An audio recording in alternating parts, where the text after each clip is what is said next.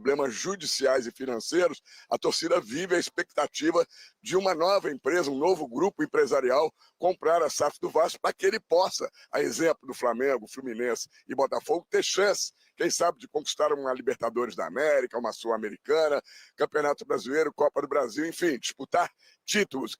E agora surgiu essa notícia, foi como uma bomba, já vinha sendo falada há muito tempo, mas o magnata grego de 57 anos de idade, o Evangelos Marinakis, dono do Nottingham Forest da Inglaterra, do Olympiacos da Grécia e do Rio Ave de Portugal, confirmou numa entrevista à Sky Sports que negocia a compra de um clube brasileiro e que esse clube é o Vasco da Gama, né? O grupo contratou recentemente o executivo de futebol Edu Gaspar, ex-Arsenal da Inglaterra e também da seleção brasileira, sendo que o Vasco está conversando com 3 outros grupos investidores, um italiano, um norte-americano e um árabe, que tem representantes todos 3 no Brasil. O Vasco estaria em conversas muito mais adiantadas com esses 3 grupos do que com o magnata grego. O Vasco tem cautela nas negociações porque foi pego de surpresa com essa declaração do magnata grego. Vamos aguardar então. Essa fortuna do Marinakis é avaliada em 20 bilhões de reais. Tudo isso o Vasco espera melhorar no ano que vem para não ter o que aconteceu no mês de novembro, o pior aproveitamento do time no Campeonato Brasileiro no mês. 5 jogos, 4 derrotas, 1 empate, apenas 6,6% de aproveitamento. Bruno, o mais, daqui para frente tudo pode acontecer. Esse magnata tem uma fortuna avaliada em 20 bilhões de reais. Quer dizer, tem bala na agulha. Quem sabe ele não pode ser o novo John Textor, só que agora com a camisa Cruz Maltina. Lembrando que o Vasco joga nesta quarta-feira contra o Atlético Mineiro em São Januário, mas já não aspira mais nada, não cai e também não chega à Libertadores da América, quer disputar a Copa Sul-Americana. Bruno. Continua com a gente, tá bom, Cícero? Temos aí, ó, clubes geridos por ele, Evangelos Sandros Marinakis, o popular Sandrão. Olha a carinha dele ali, Jailson. Aí tu me quebra, aí tu me quebra. A gente não vai terminar o programa. Ó, vamos lá, foco. Olympiacos, posição na Liga Nacional. Primeiro, em Nottingham Forest é o 6º. 6º é uma ótima posição, tá? Na Premier League. Sim, uma ótima posição. E 9º ali com o Rio Ave. Mário Marra, seria um bom comprador, então, para o Vasco da Gama? Pelo que você conhece ali da administração dele no Nottingham Forest. O Cícero disse que ele é polêmico, mas uma coisa a gente não tem como tirar dele. Ele é muito participativo. Bastante. Talvez até demais. Eu vou contar um caso sobre isso. Mas vamos lá. Tudo que a gente fala do Evangelos Marinakis até agora tem um ponto que pode mudar, que é a chegada do Edu Gaspar. Porque ele administrava à distância os 3 clubes. O Olympiacos tem uma presidência, o Nottingham Forest tem uma presidência, o Rio Ave tem uma presidência. Outros clubes, e ele quer mesmo investir em multiclubes pelo mundo, essa plataforma de multiclubes pelo mundo, essa ideia, ele quer fazer isso. Só que a ideia de trazer o Edu, para mim, não é o Edu cuidar do clube brasileiro, é o Edu cuidar dos clubes, de forma geral. É ele ficar mais próximo do dia a dia dos clubes. Isso já está confirmado, né? O Edu já saiu do Arsenal para ir para o grupo. Tá. Há 7 anos, ele comprou o Olympiacos. O Olympiacos estava flertando com a 3ª divisão na Inglaterra. Desculpa. Há 7 anos ele comprou o Nottingham Forest. O Nottingham Forest estava flertando com a 3ª divisão da Inglaterra. De vez em quando ficava ali para subir e tal, mas não subia. Só que ele foi investindo, ele foi melhorando os equipamentos do clube, ele investiu no clube. Quando ele contrata o Steve Cooper, ele contrata um técnico que tinha sido campeão mundial com a Inglaterra e que era um cara que conhecia muito de categorias de base na Inglaterra. O Steve Cooper foi campeão na Sub-17 com a Inglaterra. E aí ele muda a história. E o Nottingham Forest não só não cai, como sobe. E sobe após 23 anos.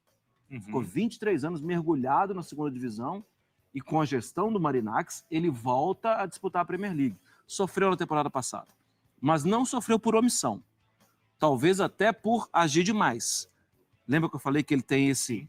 Ele contratou 24 jogadores na temporada de Premier League. E jogou para a mão do Steve Cooper. Steve Cooper não conseguia, cara. Tá. É um sufoco, mas conseguiu se equilibrar, o time não caiu.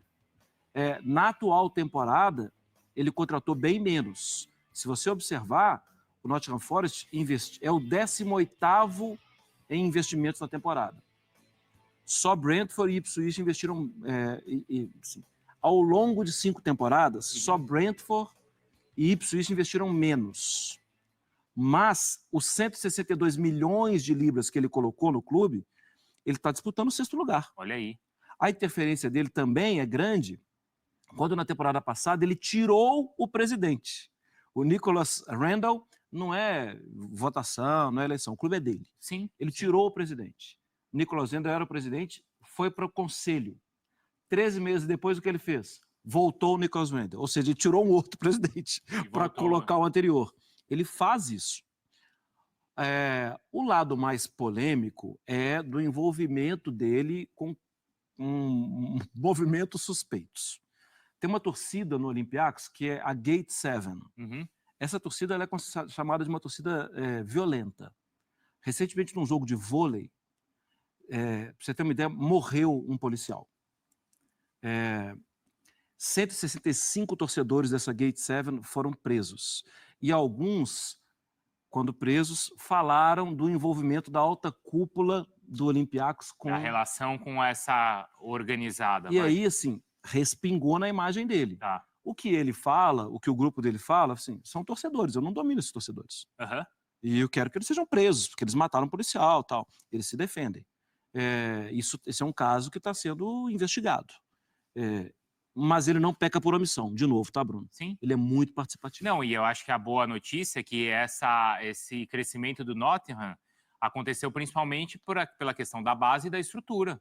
São pontos que o Vasco precisa, né, para começar a caminhar, não é, Jailson? Como precisa. Além, claro, de investimento, pagar as dívidas, tudo isso, né? Mas não é alguém que chega só contratando e depois vai embora. Não é isso. É a estrutura do clube. Não, precisa e precisa demais. Toda a estrutura, CT, por exemplo, uma possível reforma de São Januário, um aumento, né, da capacidade.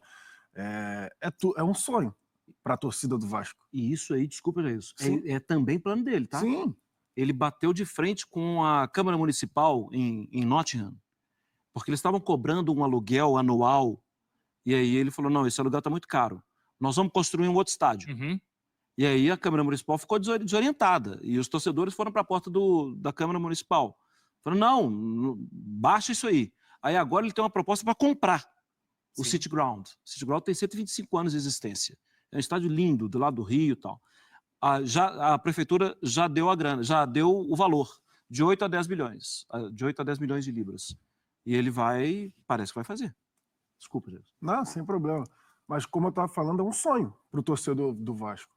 E aí eu vou pegar o gancho do Super Mundial. Sim, sim. Do Mundial de Clubes que a gente tá. Até foi o VT que abriu o nosso Sport Center.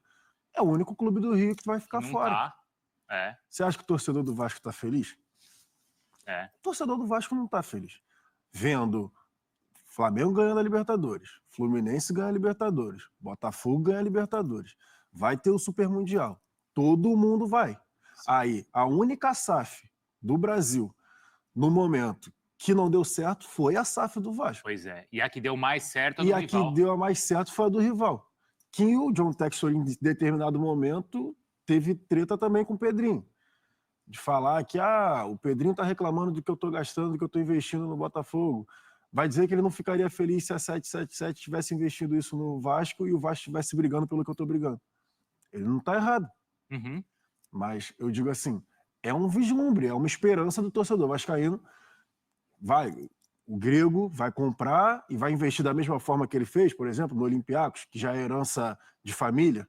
Sim. O pai dele era um apaixonado, que, enfim, investiu e depois ele foi entrando na vida do clube. Vai investir como fez no Nottingham Forest, como o Marra falou, que estava caindo para a 3ª divisão e agora está na 6ª colocação da Premier League. Exato. O peso disso.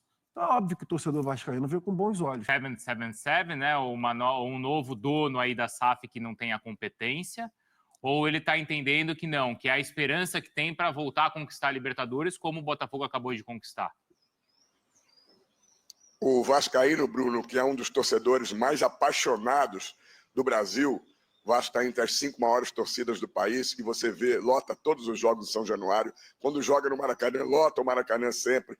É um dos primeiros a vender todos os ingressos. O vascaíno está empolgado com a vinda, provável ou possível vinda de uma nova SAF. O vascaíno não quer que continue do jeito que está, sem investimentos, com investimentos mal feitos, né? A 777 investiu muito mal. Gastou uma fortuna e não conseguiu fazer um time de futebol com condições de brigar por títulos. Então o vascaíno Cruz Maltino, que é muito apaixonado, está esperançoso que ou o grego magnata compre a SAF do Vasco, ou um desses 3 investidores italiano, norte-americano ou árabe, compre, para que o Vasco tenha a possibilidade, com essa torcida apaixonada, numerosa, que hoje investir no Vasco é sinônimo de que vai ter retorno da torcida na compra de produtos, enfim, tudo que se lançar, a torcida vai apoiar. Eles estão esperançosos que o ano que vem vai ser diferente. Que pode ser o novo dono da SAF do Vasco da Gama.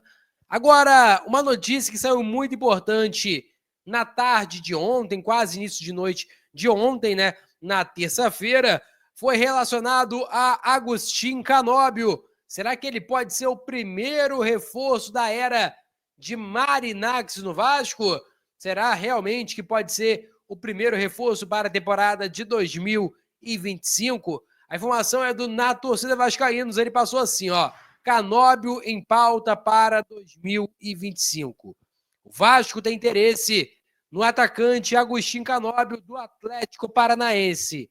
É mais um nome de atleta que está em pauta para a temporada de 2025. Ainda a matéria diz que ele é um cara que é muito bem visto, bem quisto na diretoria do Vasco da Gama, do presidente Pedrinho. E ainda disse a matéria que deve ser formalizado uma proposta pelo jogador assim que acabar o Campeonato Brasileiro. Vale dizer que o Atlético Paranaense planeja fazer uma reformulação no seu elenco, e o Canóbio, inclusive, é um dos cotados para sair da equipe do Atlético Paranaense. Galera, você conhece o Canóbio? Acha que ele é um cara que poderia servir muito para o Vasco ou não? Qual a sua opinião relacionada a isso? O Canóbio, para você ter ideia, estou aqui buscando nesse momento, o Canóbio, a última partida que ele fez foi 24 minutos no empate do Atlético Paranaense contra o Fluminense. Ele teve a lesão muscular, né? Sofreu muito com lesão nessa temporada. Ele era titular. Ele, nessa temporada, para vocês terem ideia, ele tem um total de 30 jogos, 5 gols e 1 assistência, bem abaixo, por exemplo, do que foi na última temporada. Você gostaria de ver Canóbio no Vasco? Quero saber a sua opinião. Vou ficando por aqui. Dê seu like, compartilhe para gerar nossa meta alcançar 50 mil. Conto muito com a sua ajuda e também com a sua moral. Vou ficando por aqui. Valeu, tamo junto. E é nóis! Fui!